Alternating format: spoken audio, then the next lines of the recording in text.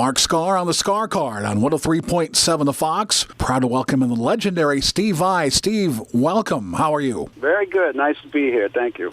Well, I want to talk about the Vai Gash record that has been out for, about a month or so now, and congratulations on it. It really rocks. I really like it. Thank you. As probably some of our listeners know, this record has been on the shelf for 30-plus years. So my question, Steve, out of the gate is, why now? Why is now the right time to release it? Well, that's a good question. Well, it's an interesting kind of story behind this record. It kind of kicks off when I was a teenager in the 70s. I was really into the classic rock music of that period, Led Zeppelin and Queen and Deep Purple. One half of my brain was listening to that real classic rock, and the other half was listening to very high information music, because ever since I was 5, 6, I wanted to be a composer. So usually when I make records, my brain mixes those two things together, and you get the kind of quirky, dense, compositional rock music that I make. But I have all sorts of different other interests, and also when I was younger, I was really into the motorcycle culture. I was one of these kids,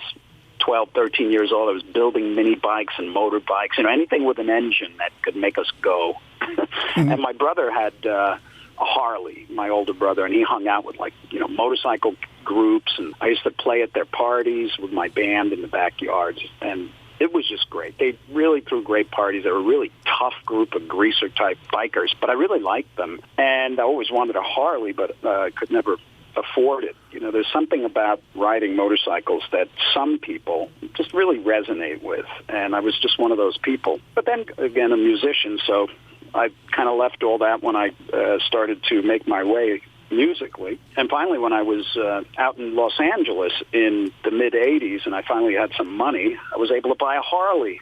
And I bought 7 of them within a year's period. Wow. I know, right? Guilty pleasure. But I didn't spend money on a lot of things, and I wasn't into cars and ancient guitars or drugs or any of that stuff. So for me, it was all about the studio gear and Harleys. And at that time, it was kind of a big resurgence in the biker culture in Southern California. And I had a friend, Johnny Gash Sombrado, that I used to ride with. And Johnny is this very interesting guy. He was originally from Queens, New York. He's this East Coast tough kind of biker, Italian, real East Coast. But this very interesting guy, hilarious, tough, funny, and crazy, real insane kind of biker. But very endearing with this tremendous charisma and lovability, so to speak. And he got that nickname Gash because when he was 21, he was riding his dirt bike along these power lines and he got lost.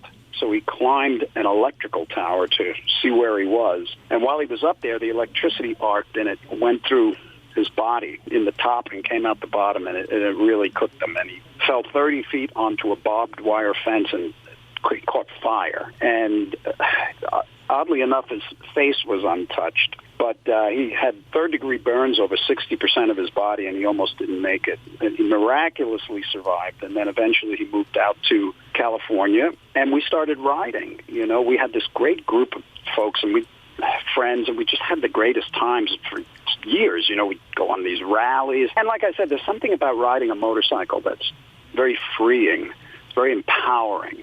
And it just feels good, You're out there, and you're in the wind, and you got your friends, and you're going on some kind of exotic, interesting trip. And we just loved it. And one of the things I felt at that time was, I love the music we're listening to while we're riding, but it's not really what I would write.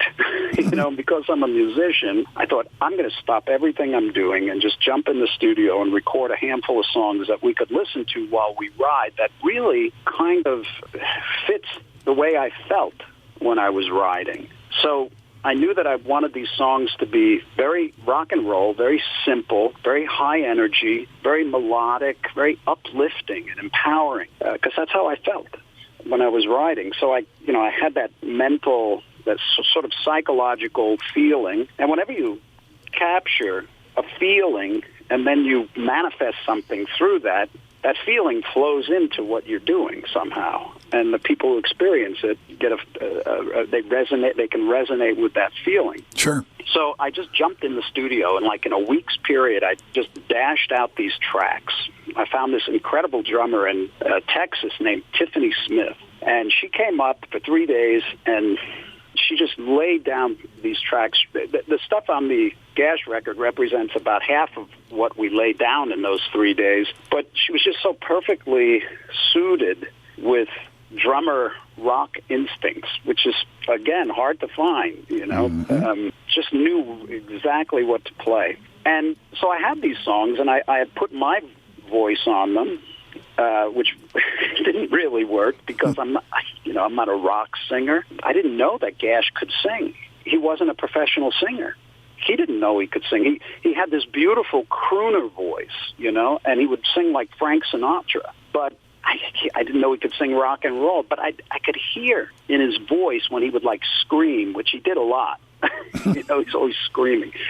And I would hear something in there that I said, what is that? You know, that sounds like there's a rock and roll voice in there. So I pulled him into the studio, and I just couldn't believe what came out of his mouth, you know. It was totally authentic sounding and confident, and it had so much swagger and charisma, and was just so suited because he wasn't a professional singer. He didn't know what you're supposed to do, what you're not supposed to do, who he's doing it for, what label has to say about it. There was nothing like that. He was just him. He had no choice but to be entirely himself, and he was funny and playful kind of a guy, so you can hear that in the track. So I was pretty stunned at his voice, and we had the songs, and we listened to them when we wrote, and it was great. And at that time, I was also preparing and putting together what I was considering to be my next studio record, which was Sex and Religion. Right. And I had various contractual obligations for that. So my feeling was, I'm going to do that,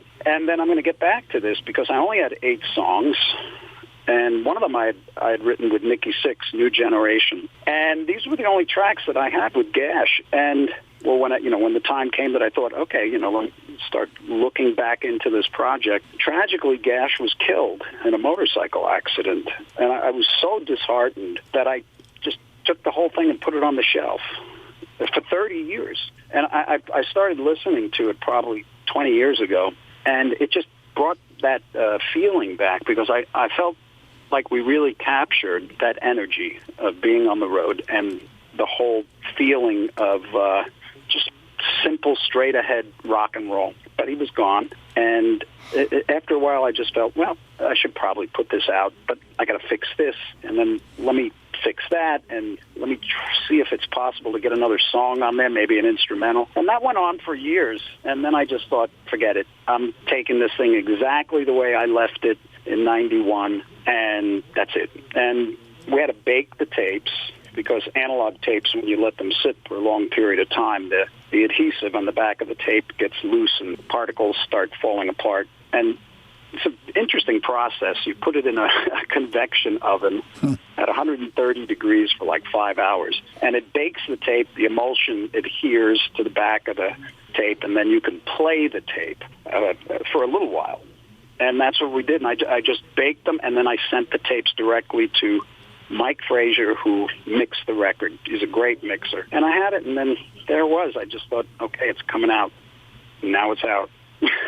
I got to imagine, Steve, that Gash would be thrilled that it's out. Oh, man, I see him in my mind's eye being here and watching what's happening right now because, when I released this, I just thought, well, a couple of my fans that like to get everything that I do will get a kick out of it. But it's really being so well received, by radio. I don't get my music on the radio very often, so this is really nice. And the fans appreciate it. So I think he would be tickled. And also, he'd be more than tickled. He was a rock star, man. I've worked with some of the biggest rock stars in the business, and there's a certain kind of DNA that lead singers have that, you have to have in order to stand in front of 20, 30,000 people and command an audience and be engaging and intensely confident, and you got to own it.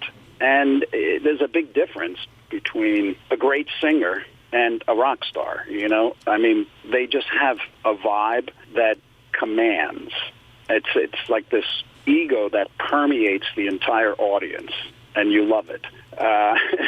Very rarely do I find rock star personalities that can sing with a tremendous voice, because your rock star DNA can get you pretty far. You don't even really have to have a great voice if you got the attitude and the swagger. But it's rare to have both, and I really felt that Johnny had both. He had so much swagger, so much. I know what people are attracted to in rock stars, and he was that. I mean, I know that sounds crazy, but that's just my feeling about it. And he would have played the part really well. My only concern would be he was incredibly, he would do surprising things. He was unpredictable, and he would do shocking things. And it was a pain in the ass sometimes, too, because he was so unpredictable. I mean, if you look at the back of the album cover, he's riding his bike, and he's sitting on the back seat, turned completely around, flipping the bird, flipping the finger. And he would do insane things like this. I mean, the accident that killed him wasn't his only accident. He'd gotten in several accidents, just in the period of time we were hanging out and riding. So I don't know how he would have handled it all. He might have been like a little crazy. We're talking to Steve Vai about the Vai Gash project. And Steve, do you think these songs, we'll get to hear them live? That's a good question. I'd love to play some of these live in my neck, because I'm going back out on tour next month. I'm doing the rest of the world because I'm kind of in the middle of a tour from the record I released a year ago, In Violet. And that's more instrumental rock like what I do, because I usually don't sing at my shows. And I need somebody to sing that stuff. Who's going to sing it, Sure. I've got an APB out to everybody in the band and crew. Okay, who can even come close to singing anything here? And I'm hoping that maybe there's people in the audience that feel like they can handle some of it, like all of them. And maybe they'll be forgiving enough and allow us to play these songs without being too critical of how the vocals are delivered, because I don't know anybody like Gash. Well, listen, I know, Steve, there's so much stuff I'd love to talk to you about. We'll have to have you back sometime. But the Vai Gash record, we want to have everybody come out and get a copy of it. We're playing it on the show. We will continue to do so. And, Steve, I thank you for your time, and just thank you very much. And all the best going forward. Well, thank you so much. And thanks for playing the record. I think it's a great little energy for people to experience. Much appreciated. For Steve Vai, I'm Mark Skaar. This is a Skaar Card on 103.7 The Fox.